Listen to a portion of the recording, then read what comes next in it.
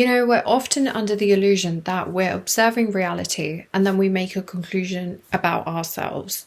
But it's actually the other way around. We accept an internal subtle premise. These are self-given truths. Okay, so these could be labels that we assign to ourselves, and they're usually unexamined because we usually introduce this premise into our self-concepts when we were unconscious, when we weren't aware. And then reality begins to mirror that. It begins to mirror what we've accepted about ourselves. If I think I'm an introvert, therefore I don't like crowds. So it starts off with you accepting the premise that you are an introvert.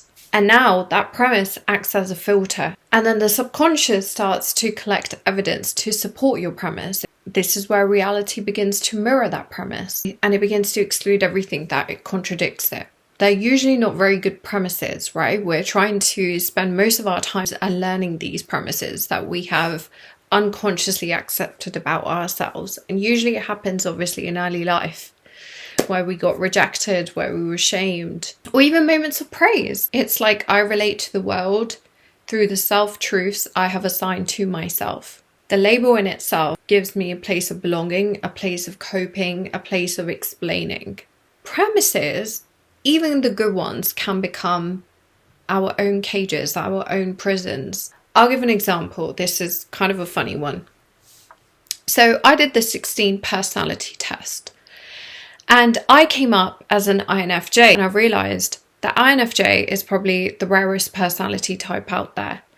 And me feeling so prideful about this, I was thinking, oh, knew I was rare. So it starts to feel expansive at first. And the more I leaned into it, the more I realized that I began to receive more intuitive signals. Not only that, I feel like I began to trust my intuition more, because that's a very INFJ trait. So you need to ask yourself, does this expand me, or does this self-accepted truth limit me? Even if it's limiting you, and technically it may be true, it's time to reframe it, because you are not the conclusion. You aren't even the premise, okay? You are the source. You are the one that's activating it. You are the one that decides which premise gets activated.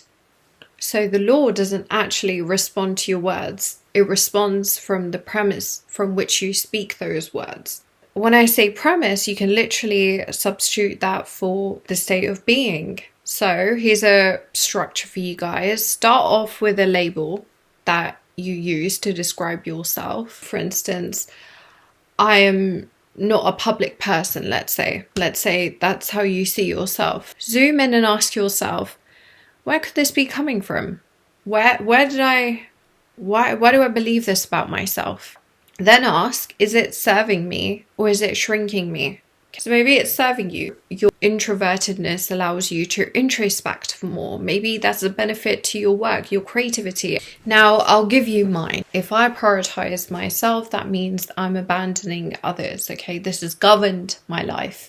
And I have only recently, in the last 3 months, have started to honor the complete opposite, that this is not true. I've challenged my own self-perception, my own truth. These are just premises and you're choosing to activate it. And it shows up as a symptom of me over-explaining things to my mum, right? I'm very protective over my mum. I always have been, because my mum went through a lot of abuse and I was her protector. So even though I was a child myself, I had to protect my mum. And it put me in that protective role. And the symptom of it today, I realized, was me over-explaining to my mum, you know, because I kept saying, this is for you, this is for you, I want the best for you. The thing is, with me over-explaining and taking so much of my time and energy, it was literally causing her brain to become fucking fried, and I wasn't realizing this. So instead of actually being helpful, I wasn't being helpful. When I realized that she actually started to follow through with my advice on some things, so I realized I didn't have to over-explain as much as I do. But it's that feeling of sacrificing your time, your energy to try and make sure that you're fiercely loyal and you're protecting someone. I was in that protective role for so long of my life. And I am a fiercely loyal person. Even me being a fiercely loyal person, yes, you can say a symptom of wanting to prioritize others' needs. So I'm just saying, we take on all these roles that kind of have been activated since childhood. Okay, for me, one of them, as I mentioned, was the protector role. I'm so protective over people I love, and when they don't follow through with my advice, you know, I can almost get very offended. Like, how could you not think I want the best for you? But it's almost like I'm diminishing their understanding of themselves. I'm actually licensing their stagnation. Now, it didn't obviously start off with me being a protector. I obviously saw my mum go through a lot of abuse, and I thought, she doesn't know better for herself, so I must take over. So I was parentified at a very young age, right? And I somewhere chose that role for myself, even in adulthood. So you don't have to completely erase your old identity, your premises. You have to kind of befriend them. Like, they can sort of fade into the background and they can be activated when needed. This is what's, I guess, referred to as activating whichever state. So ask yourself, what premise am I unconsciously living from right now? Did I choose this or did I inherit this? Does it expand me or does it constrict me? What premise instead would I live from if I knew I could trust it, if I knew I was already safe in it? It's important to remind yourself that you are already safe in it.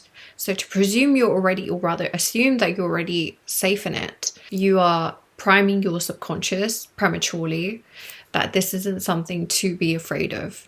Is the premise coming from the version I want to be or want to become? Or is it operating from a first cause that's already happened in the past? You then become the originator and not the echo of it.